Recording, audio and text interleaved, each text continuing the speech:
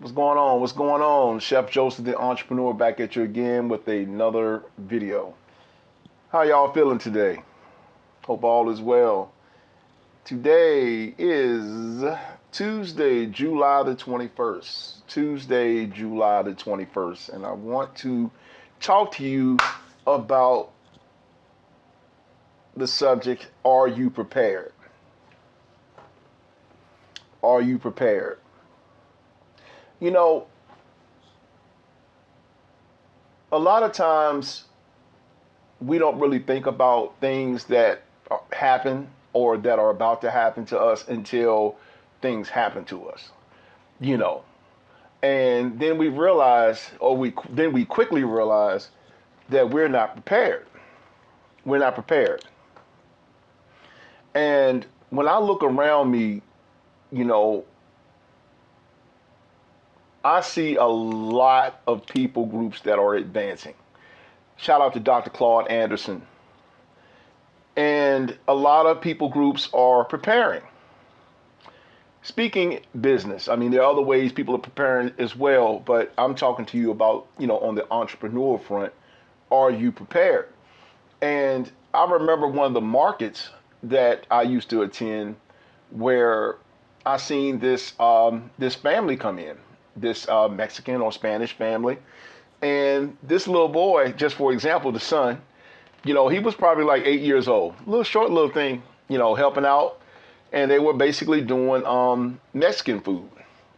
He was small little son, probably 8, 9 years old maybe. And then I looked up not too long ago, and it's like this little boy, he probably about 17 now. 16, 15, 16, 17, a lot taller, and he's moving, pretty much like an adult. And he stepped into that role of business to help build, what they're building. Nothing wrong with that whatsoever. No throw off on them whatsoever, culturally or any of that. But what I'm saying to you, and it's written in my book, he came during the Civil War.com. Check it out. He came during the Civil War.com, the Chef Joseph story. And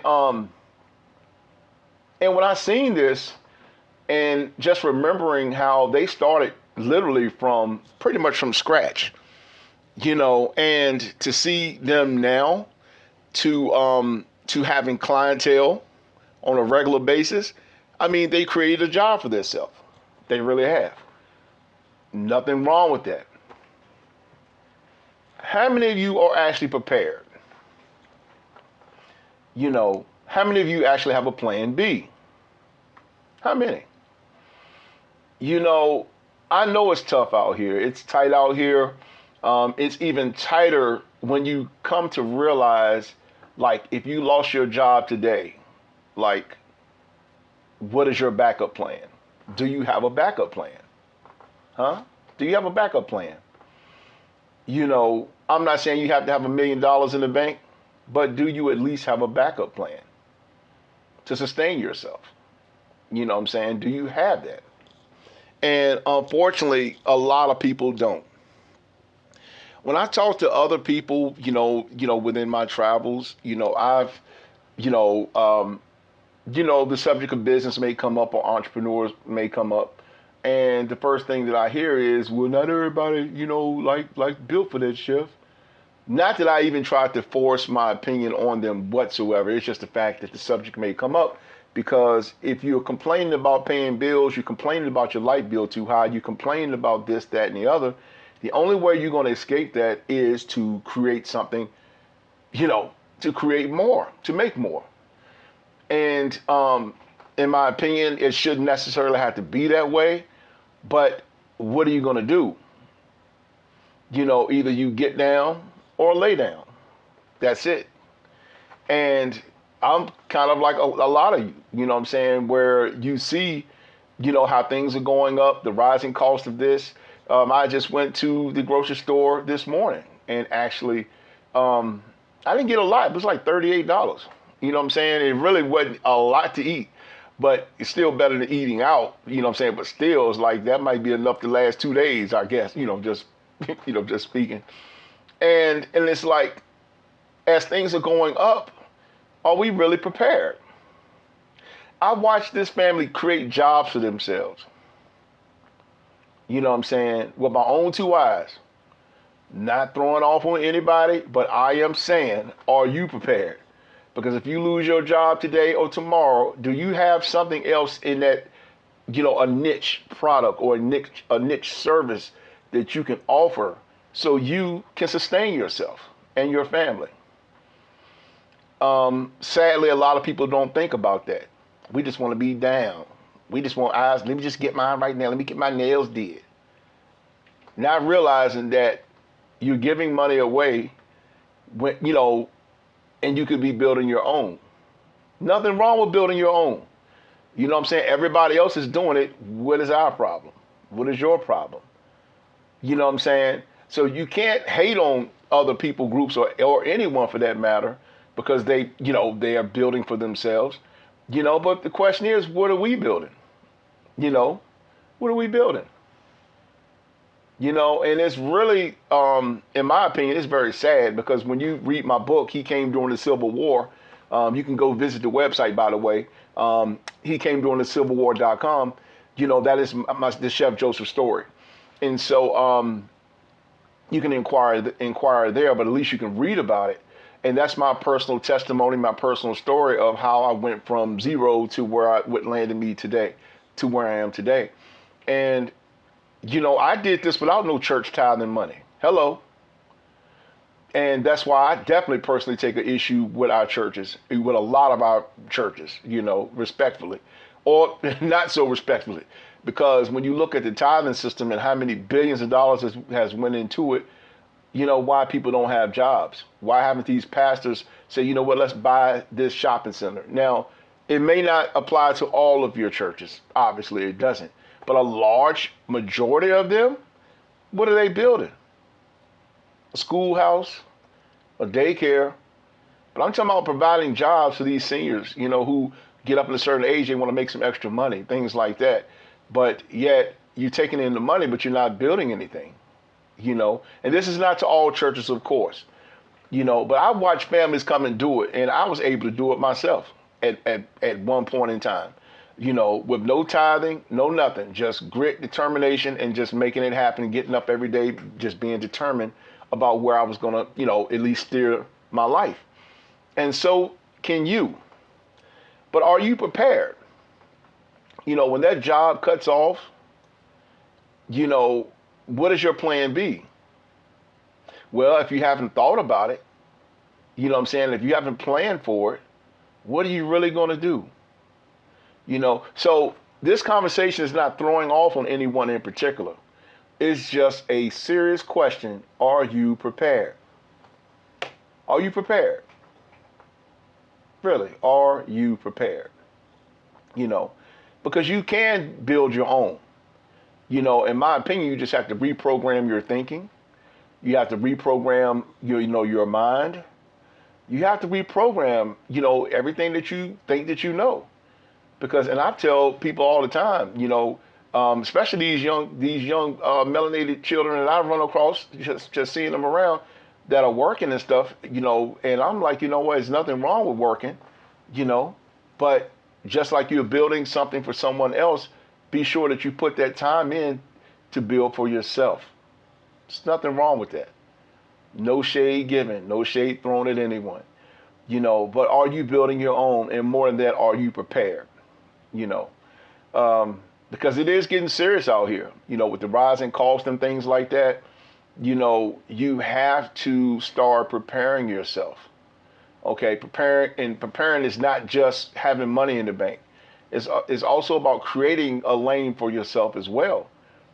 Because when it gets cold outside, what I'm saying, the scripture talks about that, how the ant, when, gathers in the summertime, the ant gathers in the summertime, in the book of Proverbs. And then when the wintertime comes, when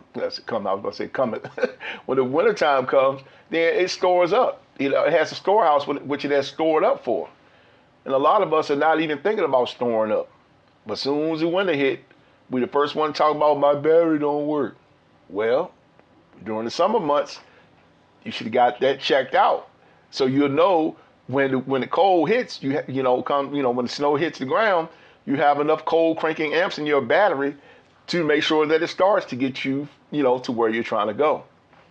But are you prepared? You know, I see grown men who literally will not, do not, will not, and make up any excuse not to work. Are you prepared?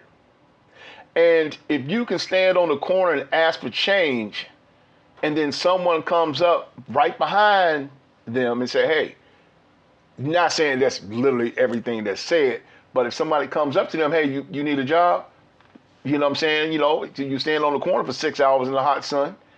Do you need a job? You want a job? Well, where is it at? It's local. Well, I got something to do. And I'm like, are you serious? You got something to do, but you can stand on this corner and get free money, but you don't want to work. And for those reasons, I don't give out free money ever again. I've seen it too much. But catch me on the right day, I can give you an opportunity. Will you take it?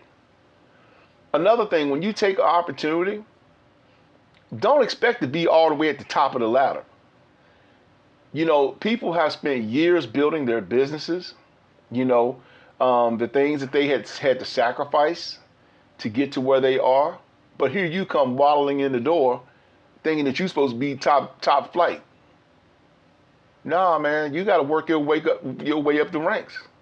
Even with the military, you know what I'm saying? You got to work your way up the ranks. That's what's required. You don't just go from entry-level basic training to becoming a chief master sergeant, you know what I'm saying, overnight. Where does that happen at? Sometimes those positions take years to get. But I think it's very unfortunate, man. Like, seriously. Like my mentor, Mr. Johnson, said, the contented cow. A lot of people are content, like the contented cow commercial. I don't know how many of y'all remember the Carnation Milk commercial back, it was years ago, about the contented cow. The cow was content just laying in the field, wallowing around, eating grass. The contented cow. The cow was content. And a lot of people are content. Every day that you wake up is a day that you should be building something, especially as men. Women too, but especially as men, you should be building something. I don't care what it, build something. God gave you 2 hands to build. You know what I'm saying? But you stand on the corner. As my dad would say, you stand on the corner. You stand on the corner, you know what I'm saying? Waiting on a handout, but yet when someone asks you, do you want a job? You refuse to want to come over there to work. Grown men now. Of course, this doesn't apply to all, but I'm telling you, I've seen a whole lot of cases. You can go to the shelter. People just sitting out there chilling like they on Gilligan's Island somewhere. Need to work? No, I'm good.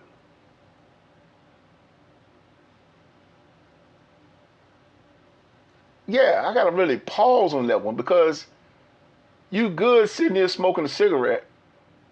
You good, and I ain't talking, of course I can't speak for everyone, but I'm telling you, I have, and I still do, work closely with homeless shelters, providing opportunities, etc., trying to bridge the gap, just trying to do my part.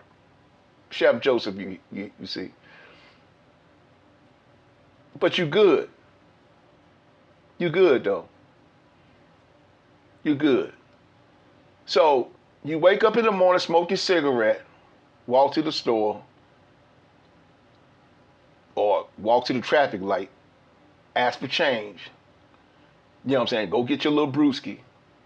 Then you go back out there with your little handwritten sign, ask for more change, get your brewski. By the end, it's 12 o'clock, it's lunchtime. Let me walk back over to the shelter, you know what I'm saying, to eat lunch, and, bum a cigarette, back to the corner again to ask for more change. Oh, it's feeding time at 6 o'clock, 5 or 6 o'clock. Oh, let me head on back over sit down, get you a free plate of food, and hope you got a bed for the night. That's a very sad case. Now, of course, I'm not speaking for everyone. I'm telling you because I have worked in these spaces. I've seen it. I've heard the story, so they cannot tell me I've witnessed it. See what I'm saying? And a large majority of our men are doing it. You know, there's a story that I would share with you where there was a guy that was at 7-Eleven, and he basically, when the car pull up to get gas, he wants to come out. Can I wash your window for a couple of dollars or $3, something like that? You know what I'm saying? He got a little money. You know what I'm saying? They give him a little dollars to wash your windows. Nothing wrong with the dude. Healthy, talk good game, got his little locks in, all that. I was like, yo, there's a restaurant right around the corner called Chef Joseph, and they're actually looking for someone to come work. And you don't have to be out here. You know what I'm saying? Well, where is it at? It won't no more than maybe 2 miles. Because you walk in there to wash windows, you certainly can walk another direction to get money in your pocket on a regular basis. No, I'm good. While his girl sitting right in front of the stove, sitting there watching her mane. His girl sitting there watching her mane to bring back the spoils. Really? Be careful that money y'all be giving out there, yo. Be careful. Because a lot of these people, they're not using the money effectively. Be mindful of the stories that you'll hear where people say, oh, can I get some money for the shelter? I need somewhere to sleep for the night. They don't know when they walk up on me with that. I've already been there and done that and got several T-shirts to prove it. And I'm like, well, you need money for a hotel room. But see, some of y'all don't think you give them $60 a night, they're going to need $60 tomorrow night, $60 the next night, and $60 a night after that, and so forth and so on, when really they're using the money to go do what they want to do. I'll just say that, because I'm not inside the hotel room, I can't say. But all I do know is if you're trying to climb up, you need to turn yourself in to one of them shelters and let them help you. But when you get there, do not get content. I'm gonna close on this story right here. I was very proud of this brother named Steve. Okay, don't know his last name, and even if I did, I wouldn't say his whole last name, his whole name because of just his privacy. You respect people's privacy.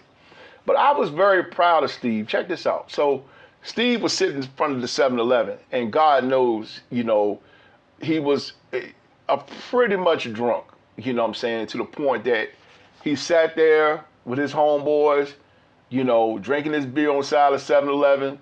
Good person, though. Good person. Sitting there drinking his beer on the side beside 7-Eleven. Won't bother nobody. To the point his skin started looking purple. Like, literally, you could tell if he does not stop now. If he doesn't stop now, something's going to happen to him. You know what I'm saying? And that's what I said to myself. And a couple times, as I would come to the store, some of the time, we always had a very good rapport. Couple times he worked with me. I was like, yo, I need a hand doing something. Can you help out and put a couple of dollars in his pocket? You know what I'm saying? And so it was like really bad. And so all of a sudden, I didn't see Steve anymore. You know what I'm saying? I didn't see him anymore, right? So, didn't see him anymore. I'm like, Dad, you know what I'm saying? They gone. So I guess 7-Eleven had stopped letting them ask for change and soliciting basically on the side of the store. And so I stopped at one of the shelters to do, doing volunteer work, and just running in, help, doing some stuff, putting some stuff together with the counselors. And somebody was like, "Yo, what's up, Chef?" And I looked. He said, "You don't remember me, do you?" I was like, I looked. I said, "Steve." It was Steve. It was Steve. And guess what? He was in a Christian program. He looked really good. God, clean that man up. So be careful of those who you talk about, That's why you notice I talk about people. I'm not talking directly, but I am spitting a message. But I'm never ever going to single anybody out and talk about how bad they were, or whatever. You know what I'm saying? Because that's between them and God. And if I don't have nothing, if you don't have anything, or if I don't have anything positive to say, don't say anything at all. But I will tell you that I was so proud. And I told him, I shook his hand. I said, I am so proud of you. He looked good. He had cleaned himself up, yo. He cleaned himself up. So I'm gonna leave y'all on that note. And are you prepared? That is today's message.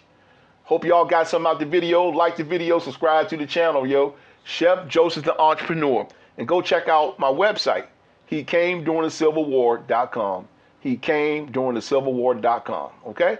All right, I'm out. Got some writing to do. This is actually, yeah, I ain't think. This is chapter 24.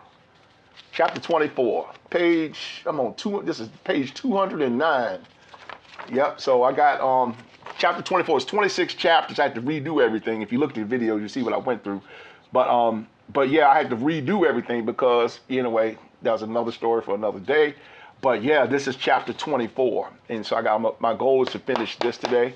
And I got 2 chapters left after that. 25 is not going to be too hard.